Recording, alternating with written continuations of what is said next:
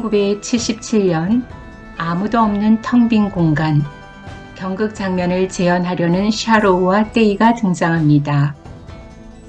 1966년부터 1976년까지의 문화 대혁명이 종식되고 두 사람은 다시 경극 장면을 재현하기 위해 만난 것이죠.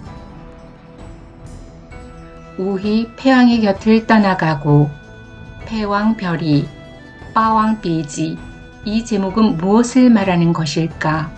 초나라 패왕 항우는 한나라 고조 유방과의 싸움에서 사면 초가에 빠지게 됩니다.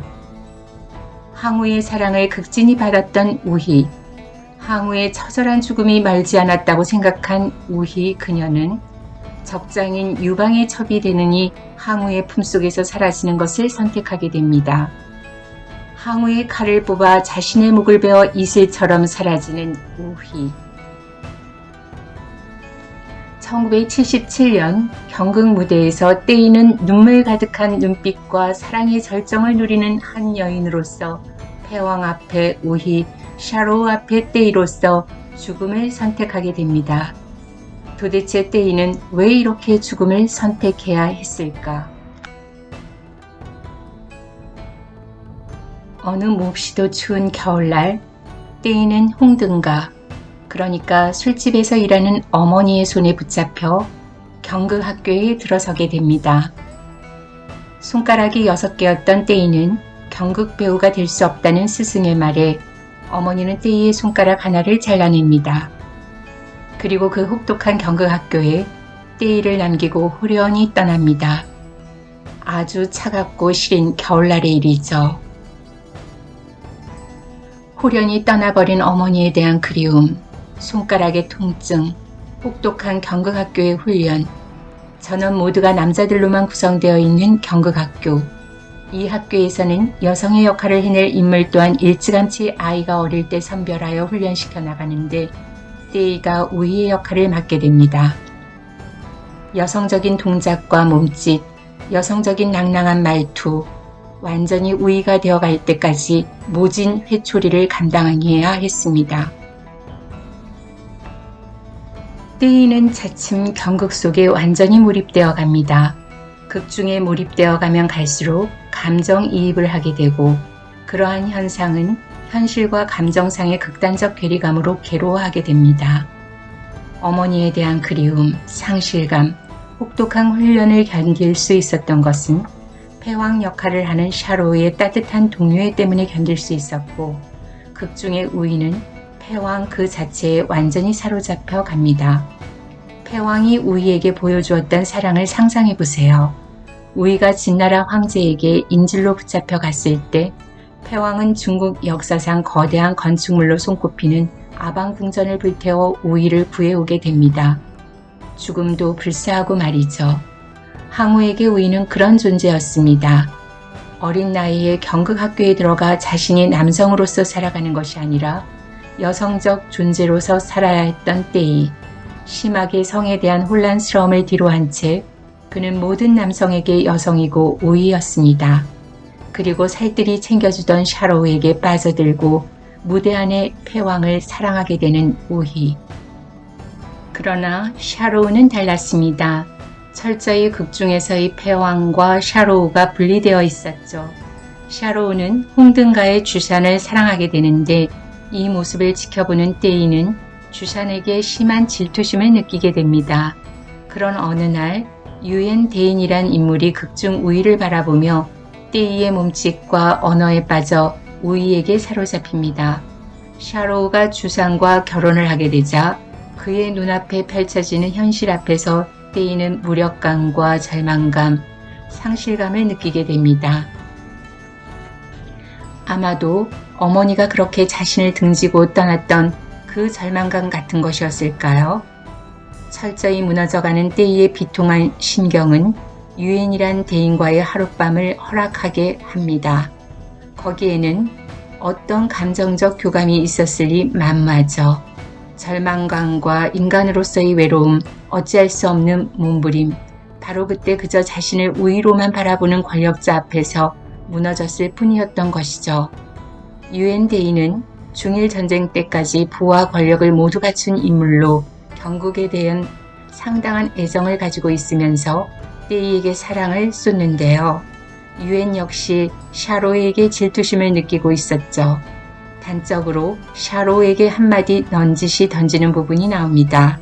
무대 위에 패왕의 걸음걸이가 5걸음을 걸어야 했으나 성급히 걸었다는 걸 지적하는 부분이 곧 그것이었죠. 패왕이 위험 있어야 한다는 것을 꼬집어낸 장면이었는데요. 부귀 영화를 누리며 살던 유엔 대인. 1949년 공산정부가 수립되면서 그는 그동안 일본과 협조적이었던 태도를 비난받게 되고 처참한 최후를 맞습니다. 그것은 마치 문화대혁명, 즉 문혁 시기에 핍박받는 경극의 모습처럼 권력이 다른 곳으로 이양된다는 것을 보여주는 사례죠. 문화대혁명 시기에는 기존에 전해오던 것을 모두 낡았다고 일컫습니다. 낡은 이념, 낡은 관습, 낡은 사상을 타파한다는 미명하에 당시의 지식인, 특히 인문학자와 예술가들을 하방 조치하게 됩니다. 즉, 농촌으로 보내 노동을 시켰던 것이죠. 그뿐일까요? 기존의 사찰이나 문화재를 파손했습니다. 전통적인 유교는 사악한 사상이고 종교는 마약과 같아서 인민들을 해친다고 주입시켰습니다. 지식인은 게으르고 부르주아적이고 퇴폐적이며 향락적인 분자들이라는 혐의가 지식인들에게 씌워지기 일쑤였죠. 한마디로 지식인이 사회를 위해서 무엇을 했느냐란 지적이었습니다. 그 당시 민중에게 인기를 얻고 있던 경극과 경극 배우들도 문혁 시기엔 요괴한 인물들이라는 비난과 핍박을 받게 됩니다. 자아 비판 시간을 통해 떼이와 샤로우도 군중 앞에 끌려나와 서로를 비판하게 됩니다. 주변의 광적인 선동과 더불어 맹렬한 공격을 퍼붓는 장면, 인격과 존중감이라는 것은 이미 있을 수가 없습니다. 인간의 추악하고 비인격적인 모순이 고스란히 파헤쳐지는 광경입니다. 이렇게 바닥까지 자신이 해부되고 난 사람은 아무런 저항도 할 수가 없죠. 스스로에 대한 한마디 변명조차도 할 수가 없는 상황. 주산의 모습이 곧 그러했습니다. 타아 비판의 시간, 샤로우 그는 완전히 달라진 표정으로 주산이 창녀였다는 점과 그녀를 단 한 번도 사랑한 적이 없었다고 말합니다. 샤로우는 군중의 아우성치는 소리와 함께 마치 영웅이나 된 것처럼 떠버리죠. 그때 주산의 눈빛, 한순간 삶을 다 놓아버리는 것 같은 표정. 그녀는 홀로 황폐해진 집으로 돌아와 목을 맵니다. 그런 사실을 전혀 모르는 샤로우, 그의 광기로 가득해진 눈빛, 다시 떼이를 공격하기 시작합니다. 떼이는 중국인들이 그토록 증오하던 일본인 앞에서 공연했던 사실, 마약에 빠져 살았던 시절, 동성애를 나누었던 사실, 모두를 군중 앞에 낱낱이 들추어 비난한 것입니다. 자신의 내면 의식은 철저히 상실된 채 광분하는 군중들 앞에서 더 당당하고 패기 넘치게 말입니다. 샤로우의 모습은 문혁이 보여주는 전형적인 인간상을 시사한다고 해도 과언이 아니죠. 자아 비판, 타인 비판, 이것은 단순히 인간적 실수에 대해서만 비판하는 것이 아닙니다. 한 인간이 또 다른 인간에게 독을 쏟아내는 것을 의미합니다. 이때 여러 군중은 차치하고라도 두 사람 사이의 신뢰라는 것은 완전히 상실됩니다. 인간을 더 이상 온전히 신뢰할 수 없게 된 피해자는 더 이상 인간을 신뢰하려고 하지도 않고 마음을 열려고도 하지 않습니다. 그럼에도 문화대혁명을 주도한 마오쩌둥, 그의 사후에도 그의 사진이 여전히 천안문에 걸려 있을 수 있고 중국인들의 가슴속 깊이 있는 이유는 무엇일까? 우희, 그토록 사랑하던 패왕의 곁을 떠나간 이유는 무엇이었을까? 그리고 떼이가 우희와 같은 최후를 선택한 이유는 또 무엇이었을까? 우리는 이 이야기를 좀 더 깊이 풀어가기 위해 다음 강의에서 만나기로 하겠습니다.